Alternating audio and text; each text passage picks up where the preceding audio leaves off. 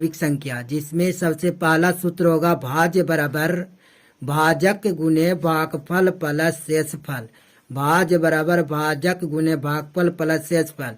तो भाज्य को अगर हम इस साइड अगर भाजक के फॉर्मूला निकालना चाहते हैं तो भाज्य करेंगे कि भाज्य माइनस यानी भाज्य माइनस शेषफल बटा भागफल। अगर भागफल का फॉर्मूला निकालना चाहते हैं तो भाज्य माइनस शेषफल बटा भाजक कर सकते हैं। यानी कि इसके आधार पर 3 सूत्र होगा। इसके बाद होगा कि ए बराबर बी क्यू प्लस आर, जहाँ Q equal to not zero, यानी कि जो बाटा में होगा वो कभी भी 0 के बराबर नहीं होने चाहिए। यानी पी वाई क्यू, यानी कि क्यू भी कभी भी 0 के बराबर नहीं होना चाहिए। अगला सूत्र देखेंगे कि दो संख्याओं का गुणनफल बराबर उनका मासा गुने लासा, यानी कि दो संख्याओं का गुणनफल जो होता है यानी फर्स्ट गुने सेकेंड पहली संख्या गुने दूसरी संख्या बराबर लासा गुने क्या होता है, लासा गुने मासा होता है। पहली संख्या गुने दूसरी संख्या, लासा गुने मासा, यानी कि ये जो है दो संख्याओं का गुणनफल उनके मासा और लासा के गुणनफल के बराबर होता है। या तो हम कह सकते हैं ए गुने बी बराबर HCF गुने LCM। अगला सूत्र होगा रैखिक बहुपद का व्यापक रूप क्या होता है। तो रैखिक बहुपद का व्यापक रूप होता है AX प्लस B, जो कि घात 1 के लिए जिस पर पावर 1 है, यानी कुछ नहीं है तो 1 है, पावर 1 के लिए AX प्लस B यानी घात 1।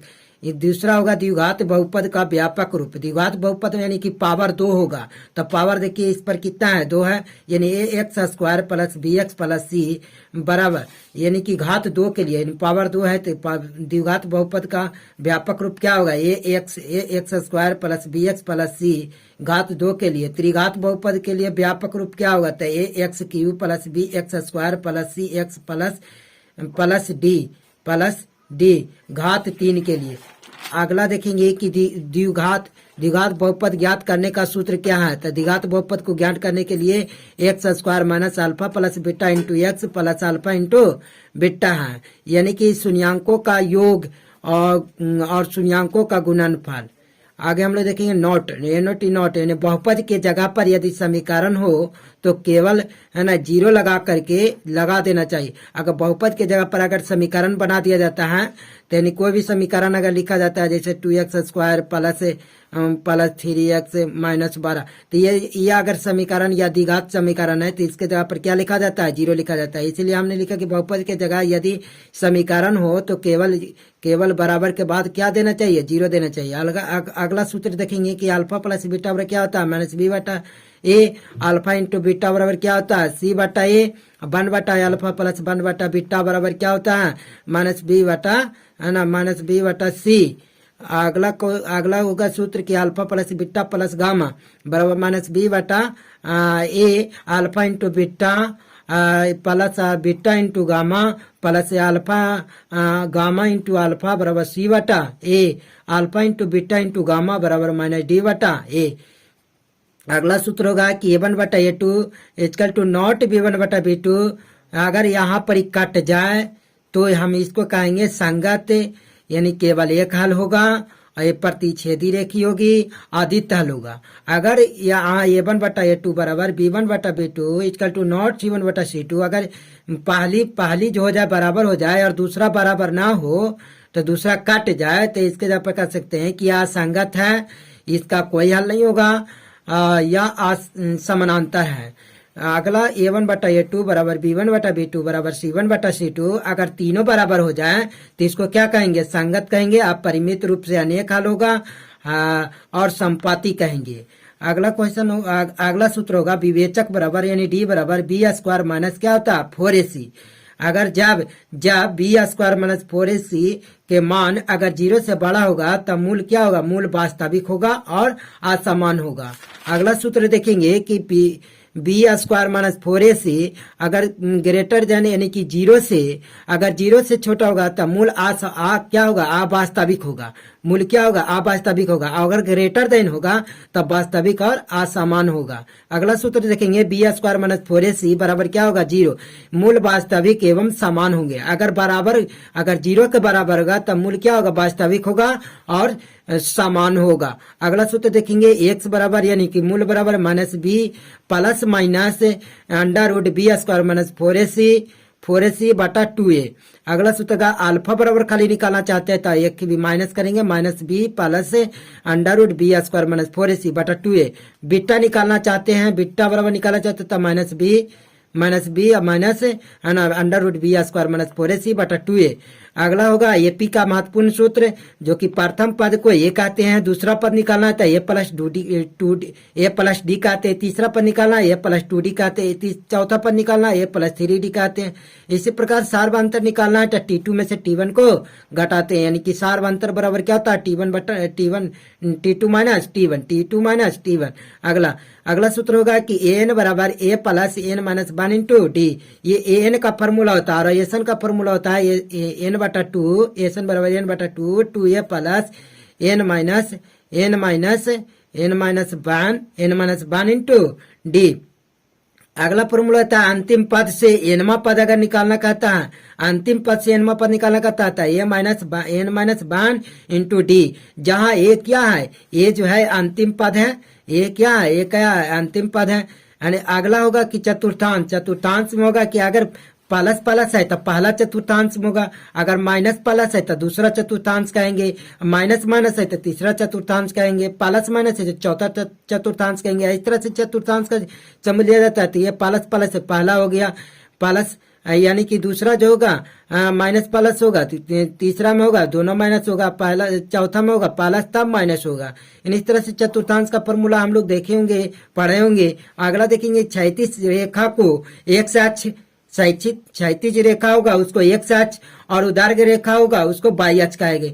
जो क्षैतिज रेखा होगा एक्स अक्ष, उदार्घ रेखा को वाई अक्ष कहते हैं। मूल बिंदु जिस पर क्षैतिज एक्स अक्ष एवं उदार्घ रेखा वाई अक्ष के प्रतिच्छेद करती है उस बिंदु को क्या कहते हैं, मूल बिंदु। जहाँ पर एक्स और वाई जहाँ पर कट करता है, यहाँ एक्स और ये वाई क्या हुआ, कट हुआ, तो यहाँ पर जो कटा इसको क्या कहते हैं, मूल बिंदु कहते हैं, मूल बिंदु। आगे देखेंगे मूल बिंदु का निर्देशांक क्या होता है, 0 0 होता है, इधर से 0 और इधर से 0, यानी मूल बिंदु का निर्देशांक क्या होता है 0 0, क्योंकि इस बिंदु पर एक्स और वाई दोनों का मान 0 होता है। या तो एक्स अक्ष का मान पूछे या तो वाई अक्ष का मान पूछे, दोनों का मान क्या होगा 0 होगा। इधर से इधर जाएंगे तो 0, इधर वाई से नीचे आएंगे तो 0, यानी एक्स और वाई दोनों का मान 0 होगा। अगला सूत्र देखेंगे किसी बिंदु के निर्देशांक में दो मान एक्स वाई होते हैं जिनमें पहले एक्स को यानी एक्स अक्ष को क्या कहते हैं, भुज, और एक्स अक्ष को भुज या एक्स निर्देशांक बोलते हैं, और दूसरे वाई अक्ष को यानी वाई अक्ष को कोटि कहेंगे या तो वाई निर्देशांक कहेंगे, यानी वाई अक्ष को कोटि और एक्स अक्ष को क्या कहते हैं, भुज, या तो एक्स निर्देशांक या तो वाई निर्देशांक। अगला सूत्र देखेंगे एक्स अक्ष पर यानी एक्स अक्ष पर स्थित किसी बिंदु का निर्देशांक x0 होगा और वाई अक्ष पर जो होगा वाई अक्ष पर स्थित बिंदु का निर्देशांक 0 वाई होता है।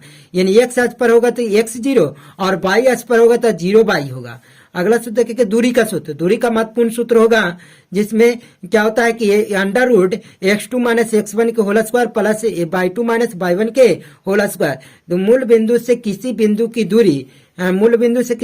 दूरी निकालना होगा तो अंडर रूट एक्स के स्क्वायर प्लस वाई का स्क्वायर। अगला सूत्र होगा मध्य बिंदु का निर्देशांक एक्स वाई बराबर एक्स और वाई का मान निकालोगे तो x1 प्लस x2 बटा 2 और वाई का मान निकालोगे तो y1 प्लस y2 बटा 2। अगला सूत्र देखेंगे त्रिभुज के केंद्रक का निर्देशांक एक्स और वाई का मान निकालोगे तो एक्स का मान निकाले के लिए x1 plus x2 plus x3 बटा 3 और वाई का मान निकालोगे तो y1 plus y2 plus y3 बटा 3। अगर त्रिभुज का क्षेत्रफल निकाला होगा तो इसको याद रखिएगा 23 31 12 का फॉर्मूला पर याद रखेंगे। जैसे 1/2 x1 y2 minus y3 plus x2 y3 minus y1 plus x3 y1 minus y2 फिर ब्रैकेट से घेर देंगे। यानी अगर आप देखेंगे महत्वपूर्ण सूत्र आपके लिए होगा जो कि हर बार परीक्षा में पूछते रहता है त्रिकोणमिति से, h बराबर under root P square plus B square. अगर p बराबर निकालना चाहते हैं तो क्या हो जाएगा, p बराबर निकाला जाता है तो h के स्क्वायर माइनस बी के स्क्वायर। अगर b बराबर निकालना चाहते हैं तो h के स्क्वायर माइनस p के स्क्वायर।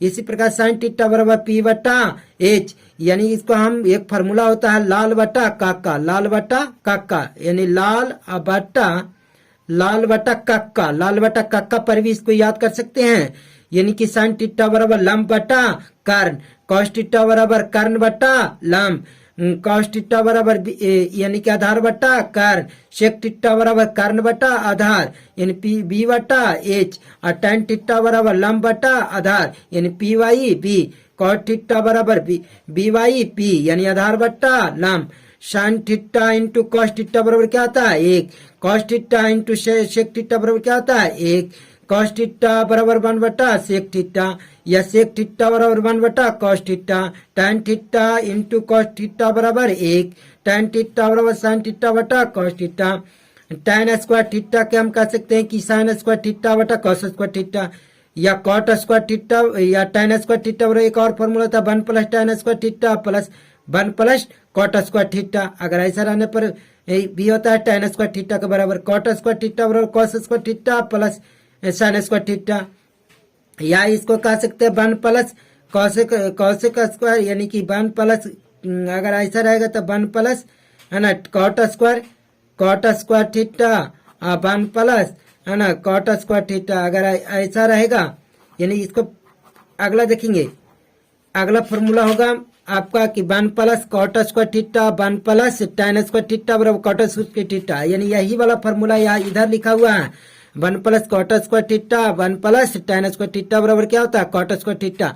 अगला फॉर्मूला होगा साइन 90 माइनस थीटा बराबर क्या होता है कॉस थीटा, और कॉसेक 90 माइनस थीटा बराबर क्या होता है कॉसेक 90 माइनस थीटा बराबर सेक थीटा के बराबर होता है। यानी आगे देखेंगे कॉस थीटा बराबर कॉस 90 माइनस थीटा बराबर क्या होता है sine theta, sec 90 minus theta बराबर क्या होता है कॉसेक थीटा, इसी प्रकार sec square theta minus tan square theta बराबर 1, tan 90 माइनस थीटा बराबर cot theta, cosec square theta minus cot square theta बराबर क्या होता है 1, कॉट 90 माइनस थीटा बराबर tan थीटा। आगे देखेंगे कि एक किसका किसका फॉर्मूला होता है तो साइन स्क्वायर थीटा इन cos square sine square theta plus cos square theta बराबर क्या होता है 1, या तो cosec square theta minus tan square theta बराबर 1, या sec square theta minus tan square theta बराबर 1। एक आगे बढ़ेंगे तो साइन स्क्वायर थीटा बराबर क्या होता है 1 माइनस कॉस स्क्वायर थीटा, या साइन थीटा बराबर under root 1 minus cos square theta बोल सकते हैं। सेक स्क्वायर थीटा बराबर 1 plus tan square theta 1 plus tan square theta, और कॉसेक थीटा बराबर 1 प्लस कॉट स्क्वायर थीटा। मान सारणी को भी याद करेंगे तो साइन अगर साइन 0 का मान बोलेगा तो 0, साइन 30 का मान 1 बटा 2, साइन 45 का मान 1 बटा रूट 2, साइन 60 का मान रूट 3 बटा 2, साइन 90 का मान 1, कॉस 0 का मान 1, कॉस 30 का मान रूट 3 बटा 2, कॉस 45 का मान 1 बटा रूट 2, कॉस 60 का मान 1 बटा 2, कॉस 90 का मान 0, tan 0 का मान 0, tan 30 का मान 1 बटा रूट 3। इसी प्रकार आपका पूरा लिखा गया है, इसको पूर्ण रूप से याद करेंगे। आगे देखेंगे आपका फॉर्मूला होगा मेंसुरेशन से समबाहु त्रिभुज का क्षेत्रफल बराबर, यानी समबाहु त्रिभुज एक होता है समबाहु त्रिभुज एक विसमबाहु त्रिभुज, तो पहले हम विसमबाहु त्रिभुज का क्षेत्रफल देखेंगे। तो विसमबाहु त्रिभुज का क्षेत्रफल बराबर इनकी हीरोन का सूत्र इसी को बोलते हैं under root S into S minus B into S minus C, या परिमाप पहले एस निकाला जाता है, परिमाप यानी कि एस निकाला जाता है तो एस यानी कि ए प्लस बी प्लस सी बटा 2 करके निकालते हैं। अब आगे मिलेगा कि गोले का वक्र पृष्ठीय क्षेत्रफल, गोले का वक्र पृष्ठीय क्षेत्रफल क्या होता है गोला के होता है 4 पाई आर स्क्वायर, अर्धगोला का वक्र पृष्ठीय क्षेत्रफल बराबर 2 पाई आर स्क्वायर, अर्धगोला का संपूर्ण पृष्ठीय क्षेत्रफल यानी 3 पाई आर स्क्वायर, यानी कि इसमें क्या होता है कि 2 पाई आर स्क्वायर में पाई आर स्क्वायर को जोड़ देते हैं तो संपूर्ण पृष्ठीय क्षेत्रफल हो जाता है। शंकु का तिर्यक ऊंचाई बराबर यानी कि एल निकालना होगा तो ये अंडर रूट एच के square plus under root H के स्क्वायर प्लस आर के स्क्वायर, इसको हम करेंगे। शंकु का वक्र पृष्ठीय क्षेत्रफल क्या होता है पाई आर एल, यानी शंकु का पृष्ठीय क्षेत्रफल पाई आर एल, शंकु का वक्र संपूर्ण पृष्ठीय क्षेत्रफल, तो संपूर्ण पृष्ठीय क्षेत्रफल शंकु का संपूर्ण पृष्ठीय क्षेत्रफल क्या होगा pi R L plus pi R square, इसके आधार को क्या करेंगे जोड़ देंगे पाई आर स्क्वायर।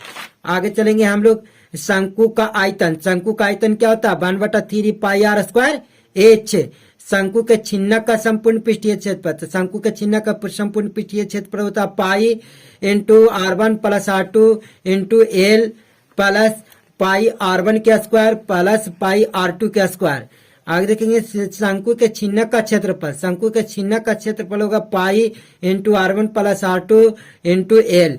शंकु के छिन्नक का आयतन क्या होता है, शंकु के छिन्नक का आयतन 1/3 पाई एच R1 के स्क्वायर प्लस R2 के स्क्वायर, R2 का square plus R1 into R2। अब देखेंगे माध्य का फॉर्मूला, माध्य से भी पूछा जाता है, तो माध्य का फॉर्मूला होगा sigma F x, sigma F गुने एक्स बटा एन।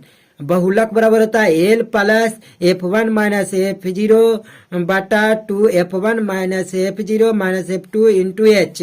माध्यक बराबर होता है एल प्लस एन बटा 2 माइनस सी एफ बटा एफ इंटू एच। बहुलक बराबर फॉर्मूला होता है 3 गुने माध्य का माइनस 2 गुने माध्य। अब आता है अब प्रायिकता से, प्रायिकता बराबर हम लोग जानेंगे कि प्रायिकता का फॉर्मूला किन किन फॉर्मूला पर बनता है। तो असंभव घटना की प्रायिकता, असंभव माने कि नहीं आने की प्रायिकता, यानी नहीं आने की प्रायिकता क्या है 0। संभव घटना की प्रायिकता कौन आ सकता है, यानी 0 से 1 के बीच में आ सकता है। ये निश्चित घटना की प्रायिकता 1, निश्चित घटना क्या आ सकता है 1, यानी 1 ही आएगा तो आएगा। प्रायिकता का सूत्र क्या होता है, तो प्रायिकता का सूत्र बराबर घटनों की संख्या बटा कुल घटनों की संख्या। आगे देखिए त्रिकोणमिति में पाई का मान त्रिकोणमिति में कितना होता है 180 डिग्री होता है। तो पाई बटा 2 अगर जहां मिलेगा तो 90 डिग्री, यानी कि यहाँ पाई के जहाँ पर 180 लिखे तो 180 बटा 2 करेंगे तो कितना आएगा, 2 से भागा देंगे तो 90 आ जाएगा। पाई बटा 3 यानी कि पाई बटा 3 यानी 180 बटा 3 यानी 18 यानी 60 डिग्री आएगा। पाई बाई 4 का मतलब 45 डिग्री है, पाई बाई 6 का मतलब कितना है 30 डिग्री है। आगे देखिएगा वृत्त से संबंधित फॉर्मूला, वृत्त पर अनेक स्पर्श रेखाएं खींची जा सकती है। ऐसा नहीं कर सकते वृत्त पर ऐसे खींचे ऐसे खींचे ऐसे खींचे ऐसे खींचे, जितना खींच सकते हैं, यानी बहुत सारे फॉर्मूले खींचे जा सकते हैं। अगला फॉर्मूला होगा कि वृत्त पर किसी एक बिंदु से केवल एक ही स्पर्श रेखा खींची जा सकती है। अगर स्पर्श रेखा खींचना चाहते हैं तो एक ही स्पर्श रेखा खिंचाएगा, डबल नहीं खिंचाएगा, ट्रिपल नहीं खिंचाएगा, यानी कि एक के अलावा कोई और नहीं खिंचा सकता है। अगला फॉर्मूला होगा आपका कि वृत्त के किसी बाह्य बिंदु पर से केवल 2 स्पर्श रेखाएं खींची जा सकती है। अगर इससे वृत्त से स्पर्श रेखा पर से खींचना चाहते हैं तो 2 ही खींचा जा सकता है, 2 स्पर्श रेखा खींचा जा सकता है, इससे ज्यादा नहीं खींचा जाएगा। वृत्त के किसी भीतरी बिंदु पर कोई भी स्पर्श रेखा नहीं खींची जा सकती है। वृत्त के अगर भीतर खींचना चाहते हैं तो कोई नहीं खींचा जा सकता है, यानी वृत्त के भीतर किसी भी प्रकार के हम स्पर्श रेखा नहीं खींच सकते, बाहर ही खींच सकते हैं। अगला होगा वृत्त की त्रिज्या, वृत्त की त्रिज्या r बराबर व्यास बटा 2, यानी कि इसको कह सकते हैं d बटा 2। अर्धवृत्त की परिधि बराबर होता है 2 पाई r, यानी कि पाई r अर्धवृत्त का, यानी कि पाई r प्लस 2r, अर्धवृत्त का परिधि यानी पाई r प्लस 2r। अगला होगा वृत्त की परिधि, वृत्त की परिधि बराबर 2 पाई r होता है। अर्धवृत्त की क्षेत्रफल, अर्धवृत्त का क्षेत्रफल होता है अर्धवृत्त का क्षेत्रफल, अर्धवृत्त का जो क्षेत्रफल होगा आपका, यानी कि शायद ये होगा अर्धवृत्त का क्षेत्रफल, यानी वृत्त के क्षेत्रफल को आधा कर दीजिएगा तब पाई जो पाई r स्क्वायर, जो पाई r स्क्वायर जो ये पूरा होता है वृत्त का क्षेत्रफल, तो इसको आधा कर देंगे, ये आपका हो जाए पाई r स्क्वायर बटा 2। वृत्त के चतुर्थांश का क्षेत्रफल क्या होगा 1/4 गुने पाई r स्क्वायर, जो पाई r स्क्वायर, यानी चतुर्थांश का क्षेत्रफल 1/4 पाई r स्क्वायर। आप देखेंगे कि त्रिज्यखंड का क्षेत्रफल क्या होता है, तो त्रिज्यखंड का क्षेत्रफल जो आपका लिखा गया है कि कोण थीटा वाले त्रिज्यखंड का क्षेत्रफल, तो त्रिज्यखंड का क्षेत्रफल देखे होंगे कि थीटा बटा क्या होता है 360 डिग्री गुने पाई r स्क्वायर। फिर देखिए त्रिज्यखंड के संगत चाप, त्रिज्यखंड के संगत चाप की लंबाई बराबर क्या होता है थीटा बटा 360 डिग्री इंटू क्या होता है 2 पाई r। वर्ग का विकर्ण बराबर भुजा गुने √2, वर्ग का क्षेत्रफल बराबर भुजा के स्क्वायर, वर्ग का परिमाप होता है 4 गुने भुजा, आयत का विकर्ण होता है √l square plus b square, आयत का परिमाप होता है 2 इंटू लंबाई प्लस चौड़ाई, आयत का क्षेत्रफल होता है लंबाई गुने चौड़ाई l गुने b, घन का विकर्ण होता है √3 इंटू भुजा, घन का क्षेत्रफल होता है 6 गुने भुजा के स्क्वायर, घन का आयतन होता है भुजा के क्यू, यानी कि भुजा क्यू a क्यू, घनाभ का विकर्ण √l के स्क्वायर प्लस b के स्क्वायर प्लस h के स्क्वायर, घनाभ का क्षेत्रफल बराबर 2 into L B plus B H plus H L. घनाभ का क्षेत्रफल बराबर 2 into L B plus B H plus H L. यानी घनाभ का जो क्षेत्रफल होगा ये नहीं होगा, घनाभ का क्षेत्रफल होगा एल गुने बी गुने एच होगा। ये घनाभ का जो ये घनाभ का क्षेत्रफल, घनाभ का आयतन, ये घनाभ का आयतन होगा। घनाभ का क्षेत्रफल 2 into L B plus B H plus H L होता है। घनाभ का आयतन होता है एल गुने बी गुने एच। बेलन का पृष्ठीय क्षेत्रफल क्या होता है 2 पाई आर एच होगा। बेलन का पृष्ठीय क्षेत्रफल क्या होगा 2 पाई आर एच। घनाभ का आयतन क्या होता है, घनाभ का आयतन लिखा है एल गुने बी गुने एच। बेलन का संपूर्ण पृष्ठीय क्षेत्रफल, बेलन का संपूर्ण पृष्ठीय क्षेत्रफल होता है 2 pi R H plus 2 pi R के स्क्वायर। समबाहु त्रिभुज का क्षेत्रफल होगा √3/4 गुने भुजा के स्क्वायर। बेलन का आयतन होगा पाई आर स्क्वायर एच। समबाहु त्रिभुज का क्षेत्रफल होगा 4 यानी कि √a यानी कि भुजा बटा 4 √4 बी के स्क्वायर माइनस ए के स्क्वायर।